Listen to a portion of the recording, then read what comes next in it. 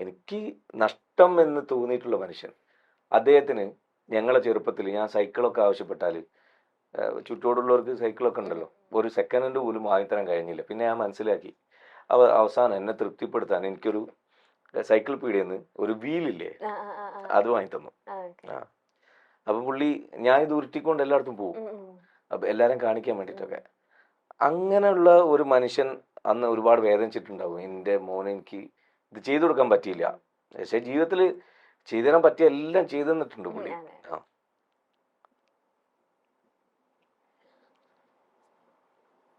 അത് ഭയങ്കര മിസ്സിങ്.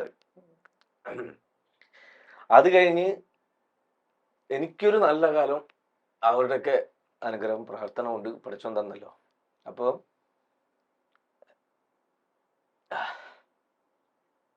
ഞാൻ വിചാരിച്ചു എൻ്റെ മോന് നല്ലൊരു മേഖലയിലല്ലോ ഉള്ളത്. അപ്പോൾ അവൻ പോയി ഒരു വാടക വണ്ടിയിലോ ബസ്സിലൊക്കെ പോയി ഇറങ്ങുമ്പോൾ ഒരു സുഖമില്ല. ഒറ്റ മിനിറ്റ്.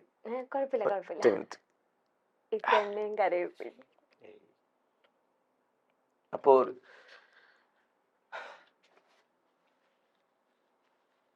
ഉണ്ടായ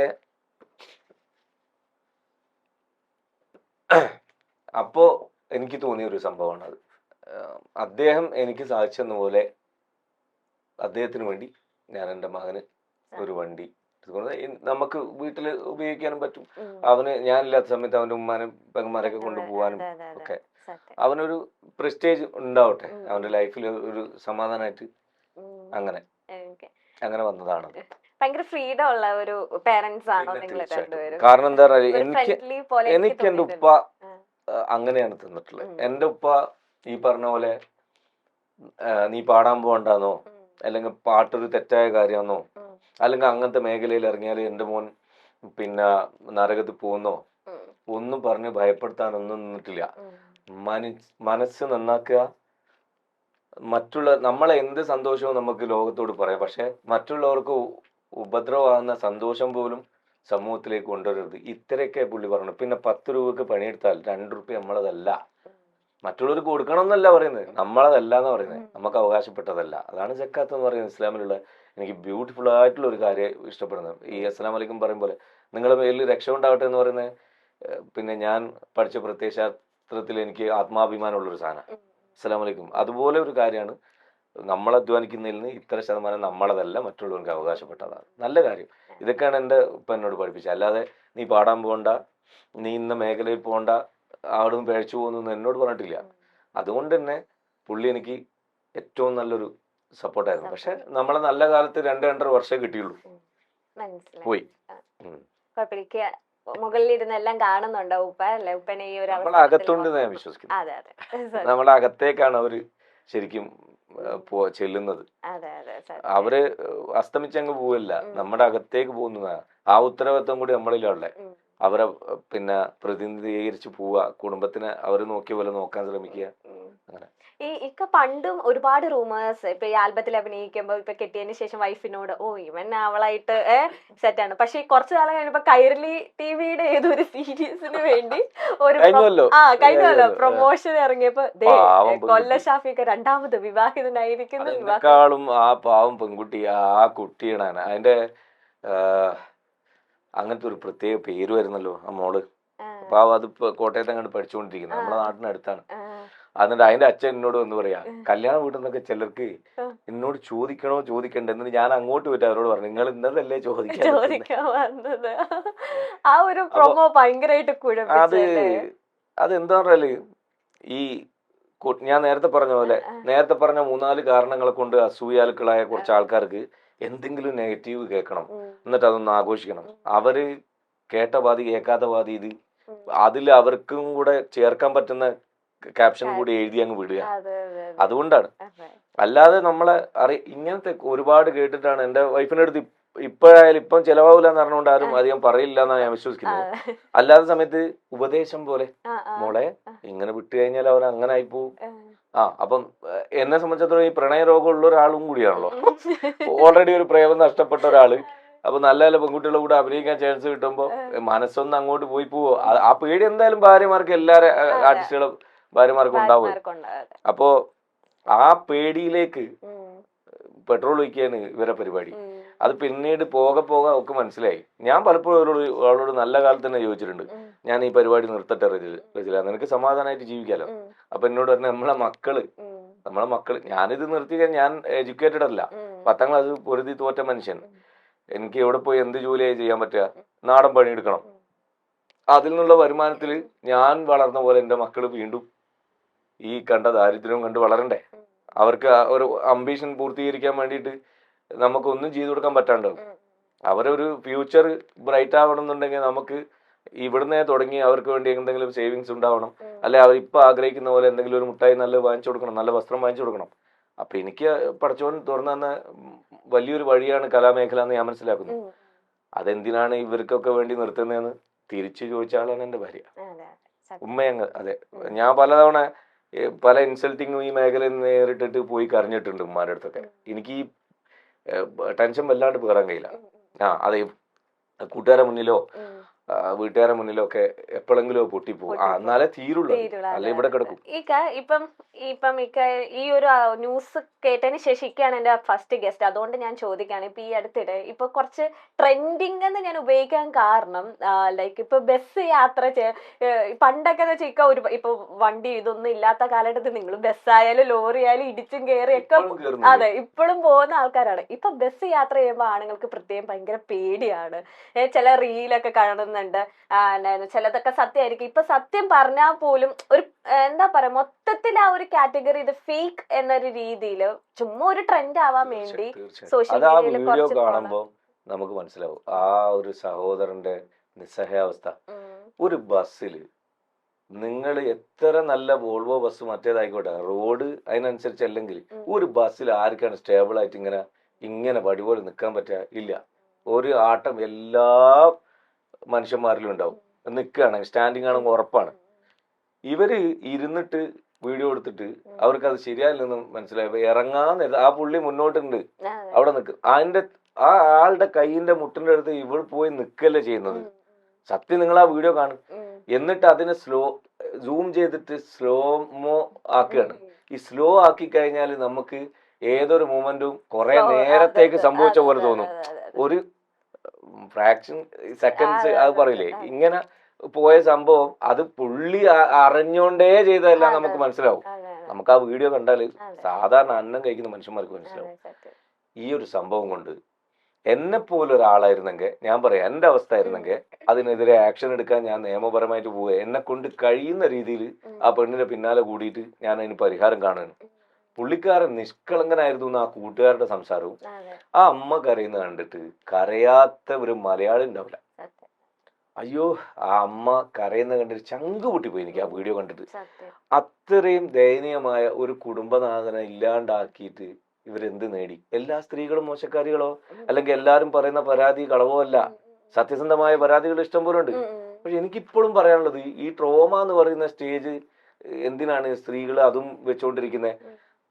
അന്തസ്സായിട്ട് ഒരു കുടുംബത്തിൽ പറഞ്ഞ പെൺകുട്ടികൾ പലരും സ്പോട്ടിൽ പ്രതികരിച്ച് എന്റെ അനുഭവത്തിൽ ഇഷ്ടം പോലെ ഉണ്ട്. എന്റെ മൂത്ത പെങ്ങളെ ബസ്സിൽ നിന്ന് മോശമായിട്ട് ഒരാൾ പെരുമാറിയിട്ട് ബസ് അവിടെ നിർത്തിച്ച് പോലീസ് സ്റ്റേഷനിലേക്ക് കൊണ്ടുപോയി. അവള് നോക്കണം, അത് അവിടെ ഇത്രയും ജനമില്ലേ, ഇത് അയാൾ അങ്ങനെ മിസ്ബിഹേവിങ് ചെയ്തെങ്കിൽ ഈ നാട്ടുകാർ മുഴുവൻ കാണുന്ന ഈ സാധനത്തിൽ കൊടുക്കുന്നതിന് ബദൽ പോട്ടെ, ആ ബസ്സിൽ നിന്ന് ഇറങ്ങി അത് കഴിഞ്ഞൊരു പരാതിയൊക്കെ എടുത്ത് അതിന്റെ പേരിൽ ഇത് തെറ്റോ ശരിയോ എന്ന് അറിയാൻ വേണ്ടിയിട്ടൊക്കെ നോക്കണ്ടേ? ഇതിപ്പോ എന്താ ഉണ്ടായേ? ഒന്ന് ആലോചിച്ച് നോക്കിയേ. ഈ തരത്തില് മോശം കാണിക്കുന്നത് ചിലപ്പോ ഈ നിയമം കൊടുക്കുന്ന ആനുകൂല്യം കൊണ്ടായിരിക്കും. ഞാൻ ആസിഫ് അലിന്റെ ഒരു പടം കോട്ട് ചെയ്തുകൊണ്ട് പറയാം. എന്തായിരുന്നു ആ പടത്തിന്റെ പേര്? ഈ അടുത്ത കാലത്ത് ഇറങ്ങിയ പടം ആഭ്യന്തര കുറ്റവാളി. അദ്ദേഹം ആ കഥാപാത്രം പറയുന്ന ഒരു ഡയലോഗ് ജഡ്ജിനോട്, സാർ ഇത് സ്ത്രീകളെ സംരക്ഷിക്കാൻ വേണ്ടിയിട്ടുള്ള നിയമമാണ്, അല്ലാതെ പുരുഷന്മാരെ ഹരാസ് ചെയ്യാനുള്ളതല്ല, അവരുടെ ജീവിതം നശിപ്പിക്കാനുള്ളതല്ല എന്ന് പറയേണ്ടി വരും സാർ, അതൊന്ന് പറഞ്ഞു കൊടുക്കണേ.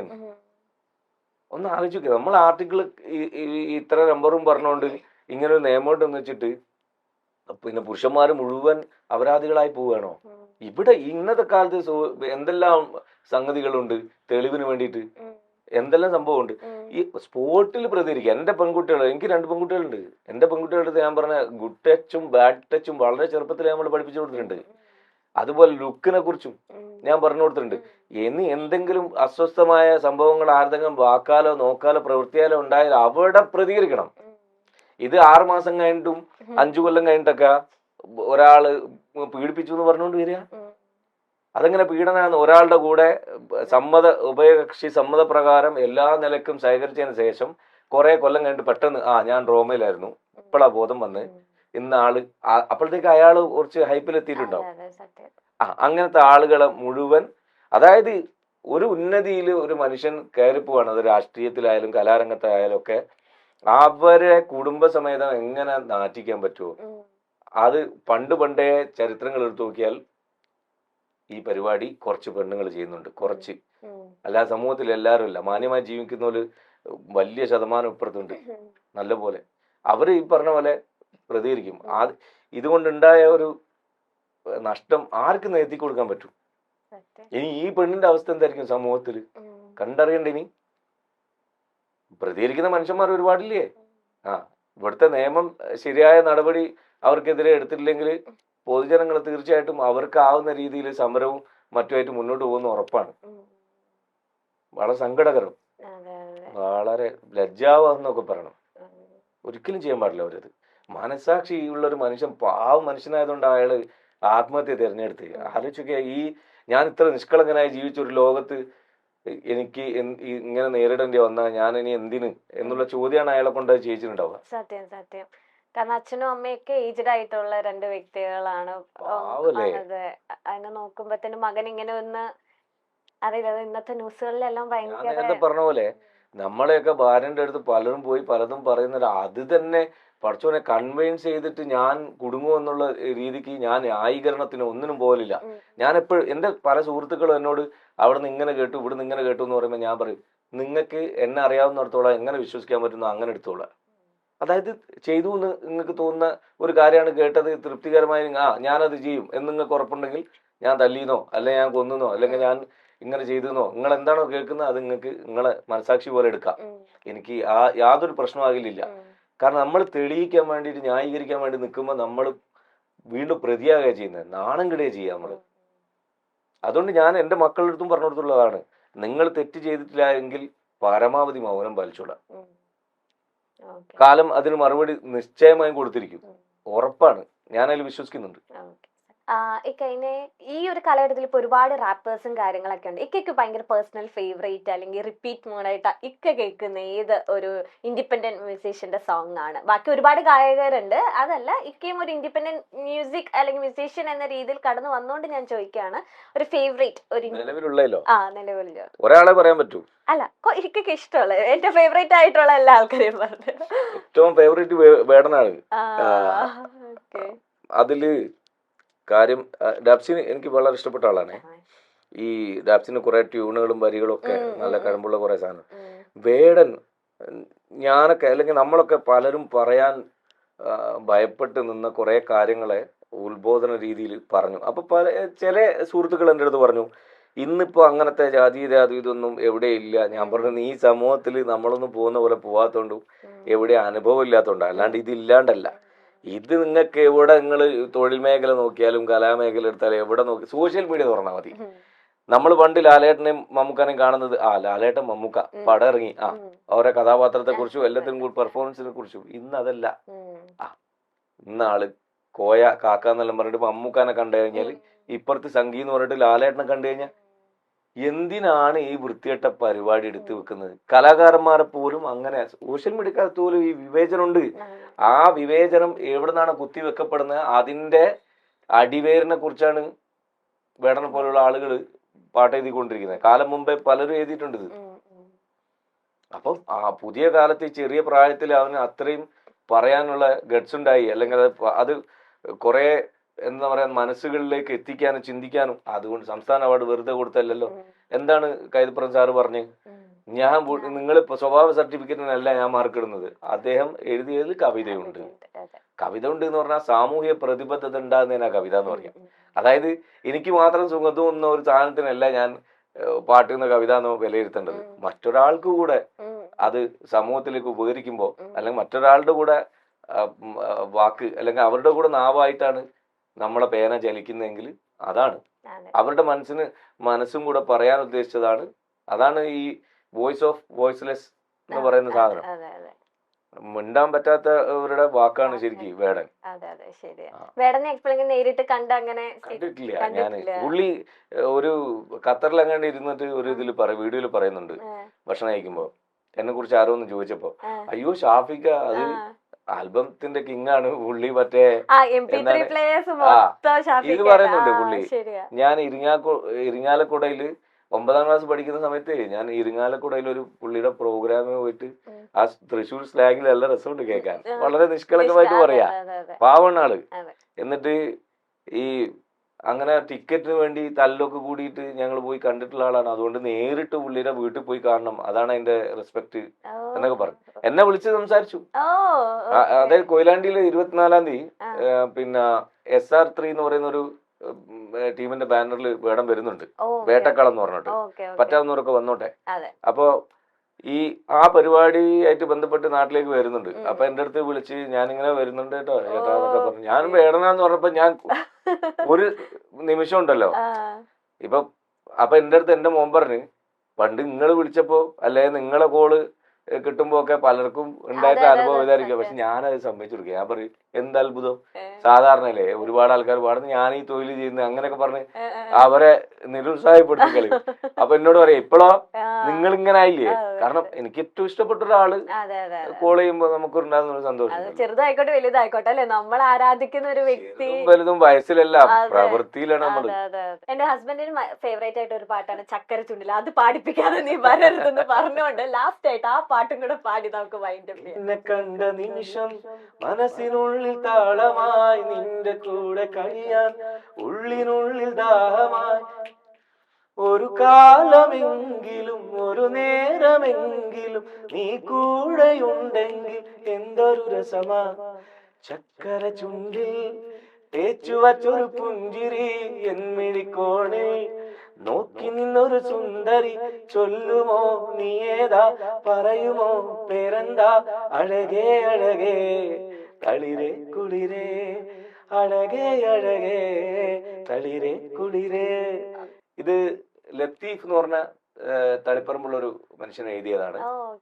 ട്യൂണ് നിസാം തളിപ്പറമ്പ്, തളിപ്പറമ്പുകാരാണ്. അവരുടെ പാട്ടാണ്.